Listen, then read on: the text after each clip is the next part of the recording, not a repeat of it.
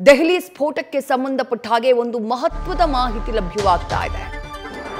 ರಾಷ್ಟ್ರ ರಾಜಧಾನಿ ದೆಹಲಿಯ ಕೆಂಪುಕೋಟೆಯ ಮುಂದೆ ಕಾರು ಸ್ಫೋಟ ಆಗೋದಕ್ಕೂ ಮೊದಲು ಉಗ್ರ ಉಮರ್ ನಬಿ ಮಸೀದಿಯ ಒಳಗಿದ್ದ ಅನ್ನುವಂಥ ಮಾಹಿತಿ ಸಿಗ್ತಾ ಇದೆ. ಕೆಂಪುಕೋಟೆಯ ಬಳಿ ಇದ್ದಂತಹ ಮಸೀದಿ, ಆತನ ಕಾರನ್ನ ಸುಮಾರು 3 ಗಂಟೆಗಳ ಕಾಲ ಅಲ್ಲೇ ಪಾರ್ಕ್ ಮಾಡಿದ್ದ. ಆ ಮಸೀದಿಯ ಒಳಗೂ ಹೋಗಿದ್ದ ಡಾಕ್ಟರ್ ಉಮರ್ ಮೊಹಮ್ಮದ್ ನಬಿ ಅನ್ನುವಂಥ ಎಕ್ಸ್ಕ್ಲೂಸಿವ್ ಮಾಹಿತಿ ನ್ಯೂಸ್ ಫಸ್ಟ್ಗೆ ಸಿಕ್ಕಿದೆ. ಅದಕ್ಕೆ ಸಂಬಂಧಪಟ್ಟಂತಹ ಫೋಟೋ ಲಭ್ಯವಾಗಿದೆ. ಬ್ಲಾಸ್ಟ್ಗೂ 10 ನಿಮಿಷ ಮೊದಲು ಮಸೀದಿಯಲ್ಲೇ ತಂಗಿದ್ದ, ಅದಾದ ಬಳಿಕ ಅಲ್ಲಿಂದ ಹೊರಟಿದ್ದ ಅನ್ನೋದಕ್ಕೆ ಸಾಕ್ಷಿಯಾಗಿ ಸಿಕ್ಕಿರುವಂತಹ ಫೋಟೋನ ಗಮನಿಸ್ತಾ ಇದ್ದೀರಿ.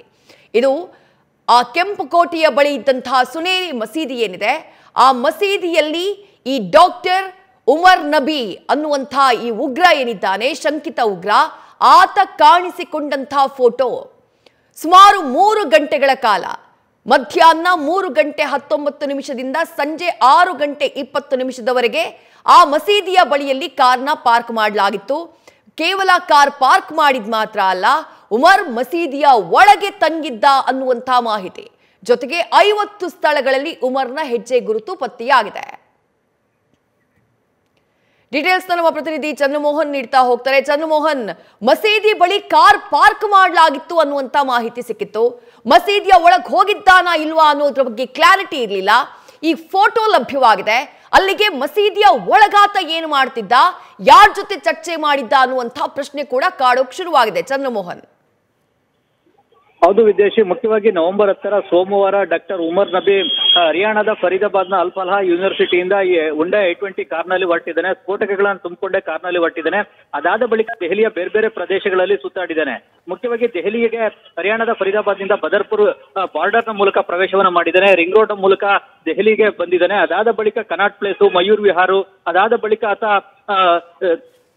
ರೆಡ್ ಕೋರ್ಟ್ ನ ಬಳಿ ಇರತಕ್ಕಂತಹ ಸುನೇರಿ ಮಸೀದಿಗೂ ಕೂಡ ಹೋಗಿದ್ದಾನೆ. ಜೊತೆಗೆ ಇಲ್ಲಿ ತಬ್ಲಿಗಿ ಜಮಾತ್ ಮಸೀದಿ ಕೂಡ ಇದೆ, ಆ ಮಸೀದಿಗೂ ಕೂಡ ಭೇಟಿಯನ್ನ ಕೊಟ್ಟಿದ್ದಾನೆ. ಪಾರ್ಕಿಂಗ್ ಸ್ಥಳದಲ್ಲಿ ಕಾರನ್ನ 3 ಗಂಟೆಗಳ ಕಾಲ ನಿಂತಿದ್ದ, ಅದು ಕೂಡ ಸಿಸಿಟಿವಿನಲ್ಲಿ ರೆಕಾರ್ಡ್ ಆಗಿದೆ. ಅದಾದ ಬಳಿಕ ಮಸೀದಿಯ ಒಳಗಡೆ ಹೋಗಿ ಪ್ರಾರ್ಥನೆಯನ್ನ ಸಲ್ಲಿಸಿದ್ದಾನೆ.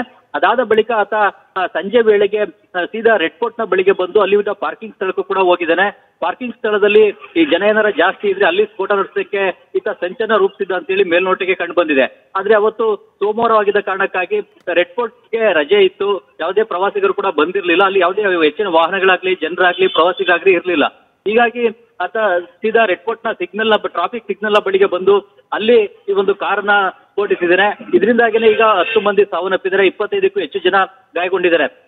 ಈತ ಎಲ್ಲೆಲ್ಲಿ ಹೋಗಿದ್ದಾನೆ ಏನು ಅನ್ನೋದ್ರ ಬಗ್ಗೆ ಈಗ ಸಂಪೂರ್ಣವಾದಂತ ಮಾಹಿತಿಯನ್ನ ದೆಹಲಿ ಪೊಲೀಸರು ಕಲೆ ಹಾಕಿದ್ದಾರೆ. ಮುಖ್ಯವಾಗಿ ಸಿಸಿಟಿವಿ ಕ್ಯಾಮೆರಾಗಳ ಸಹಾಯದಿಂದ ಈಗ ದೆಹಲಿಯ ಬೇರೆ ಬೇರೆ ಪ್ರದೇಶಗಳಲ್ಲಿ ಈತ ಸುತ್ತಾಡಿರ್ತಕ್ಕಂಥದ್ದು ಕೂಡ ಬೆಳಕಿಗೆ ಬಂದಿದೆ.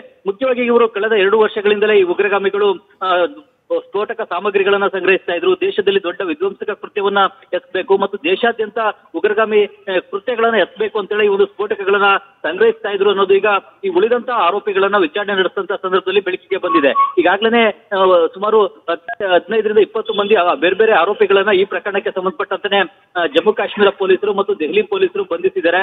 ಅವರುಗಳ ವಿಚಾರಣೆಯಿಂದಲೇ ಈ ಒಂದು ಉಗ್ರಗಾಮಿಗಳ ಪ್ಲಾನ್ ಏನಾಗಿತ್ತು ಅನ್ನೋದು ಕೂಡ ಈಗ ಬೆಳಕಿಗೆ ಬಂದಿದೆ. ಇವರು ದೇಶಾದ್ಯಂತ ಸರಣಿ ಬಾಂಬ್ ಸ್ಫೋಟಗಳನ್ನ ನಡೆಸಬೇಕು, ಉಗ್ರಗಾಮಿ ಕೃತ್ಯಗಳನ್ನ ಎತ್ತಬೇಕು ಅಂತಲೇ ಈ ಸ್ಫೋಟಕ ಸಾಮಗ್ರಿಗಳನ್ನ ಸಂಗ್ರಹಿಸಿದ್ರು ಅಂತಕ್ಕಂತ ಅಂಶ ಕೂಡ ಬೆಳಕಿಗೆ ಬಂದಿದೆ. ಹೀಗಾಗಿ ಇನ್ನೂ ಕೆಲವೊಂದು ಆರೋಪಿಗಳನ್ನ ಬಂಧಿಸಲಿಕ್ಕೆ ಕಾರ್ಯಾಚರಣೆಯನ್ನ ಮುಂದುವರೆಸಿದ್ದಾರೆ. ಜೊತೆಗೆ ಈಗ ಈ ಉಮರ್ ನಬಿಗೆ ಸಂಬಂಧಪಟ್ಟಂತೂ ಕೂಡ ಮಾಹಿತಿಯನ್ನ ಸಂಗ್ರಹಿಸಿದ್ದಾರೆ. ಈತ ಕಳೆದ ತಿಂಗಳು ತನ್ನ ಪುಲ್ವಾಮಾದ ಗ್ರಾಮಕ್ಕೂ ಕೂಡ ಭೇಟಿಯನ್ನ ಕೊಟ್ಟಿದ್ದ. ಅದಾದ ಬಳಿಕ ಈತ ಕೆಲವು ದಿನಗಳ ಕಾಲ ನಾನು ಯಾರಿಗೂ ಸಿಗೋದಿಲ್ಲ, ನಾನು ಒತ್ತಡದಲ್ಲಿದ್ದೇನೆ ಅಂತ ಹೇಳಿ ಫರೀದಾಬಾದ್ಗೆ ಹೋಗಿದ್ದಾನ ಒಂದು ಮಾಹಿತಿ ಕೂಡ ಈಗ ಸಿಕ್ಕಿದೆ. ವಿದೇಶಿ. Thank you Chandramohan. News first ನಿರ್ಭೀತಿಯಿಂದ ನಿಮ್ಮ ಪರವಾಗಿ.